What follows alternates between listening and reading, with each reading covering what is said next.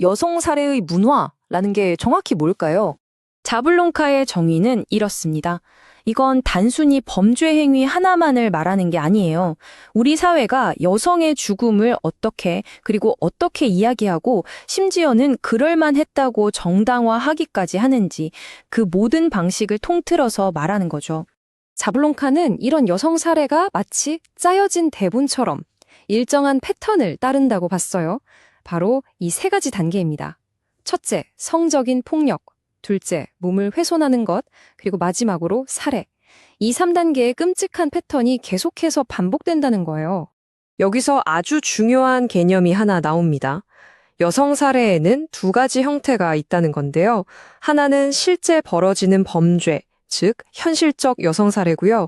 다른 하나는 이야기나 신화, 예술 작품 속에서 나타나는 상징적 여성 살해입니다. 이 둘은 전혀 별개의 것이 아니라 서로 계속 영향을 주고받으면서 이 문화라는 걸 만들어낸다는 거죠. 자, 그럼 이제부터 시간 여행을 한번 떠나볼까요? 이 끔찍한 대본이 사실은 어제 오늘의 이야기가 아니라 정말 까마득한 옛날, 우리 인류의 가장 오래된 이야기부터 시작됐다는 걸 보여드릴게요. 구약성서 사사기에 나오는 기브아의 첩 이야기. 정말 끔찍하죠. 남편이 자기 아내를 폭도들에게 내주고 그녀는 밤새 성폭행을 당하다가 결국 죽습니다. 그런데 여기서 끝이 아니에요. 남편은 아내의 시신을 12조각으로 나눠요. 이게 바로 앞에서 말한 성애화된 폭력, 살해, 신체 훼손의 패턴이죠. 더 기가 막힌 건 이 이야기의 결말입니다. 이 사건 때문에 남자들끼리 전쟁을 벌이고 나중엔 다른 여자들을 희생시켜서 자기들끼리 화해하고 단결한다는 거예요. 그리스 로마 신화를 보면 또 다른 형태가 나타납니다. 이게 바로 상징적 여성 살해의 대표적인 예인데요. 신들에게 쫓기던 님프들이 강간을 피하려고 어떻게 하죠? 네, 나무나 갈대, 동물로 변해버리잖아요. 결국 성폭력에서 벗어나는 유일한 방법이 인간이기를 포기하는 것, 즉 자기 자신을 죽이는 거였던 셈이죠. 자, 이제 시대를 좀 건너뛰어서 중세로 가보겠습니다. 이때는 아주 흥미로운 역설이 등장하는데요. 여성의 몸이 한편으로는 굉장히 신성한 대상으로, 다른 한편으로는 엄청난 의심의 대상으로 여겨졌다는 겁니다. 당시에 정말 인기가 많았던 책, 황금전설에 나오는 여성 성인들이 어떻게 순교했는지를 좀 보세요. 아가타, 아니에스, 크리스티나, 이들에게는 공통점이 있습니다. 바로 남성 권위에 저항했다는 이유로 끔찍한 고문을 당하는데 그 방식이 아주 성적인 모욕을 동반한다는 거죠. 옷을 벗겨서 매음굴로 끌고 가거나 특히 가슴을 도려내는 식의 고문이 많았어요. 이건 명백히 성애화된 폭력이라고 볼 수밖에 없죠. 바로 이 지점에서 중세의 역설이 가장 잘 드러납니다. 한쪽에서는 성녀의 몸을 해부해서 그 안에서 신성한 증거를 찾으려고 했어요. 그런데 다른 한쪽에서는 마녀를 고문하면서 몸에서 악마의 흔적을 찾으려고 했죠. 보세요. 한쪽은 신, 한쪽은 악마, 목적은 정반대인데 여성의 몸을 파헤쳐서 뭔가를 찾아내려는 그 방식은 놀랍도록 똑같지 않나요? 이게 정말 중요한 생각의 전환점인데요. 이 시기에 여성의 몸은 신과 악마가 싸우는 전쟁터 같은 곳이 되어버린 거예요. 그래서 그 몸을 들여다보고 조사하고 파헤치는 것이 진실을 밝히기 위한 정당한 행위가 된 거죠. 이게 바로 훗날 끔찍한 마녀 사냥으로 이어지는 지적인 배경이 됩니다.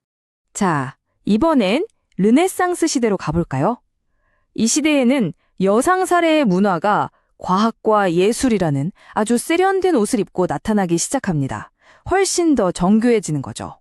이 그림은 근대 해부학의 시작을 알리는 아주 상징적인 장면입니다. 베살리우스의 유명한 해부학 책 파브리카의 첫 페이지인데요. 한번 보세요. 수많은 남자들이 빽빽하게 둘러싸서 한 여성의 시신이 해부되는 걸 구경하고 있죠.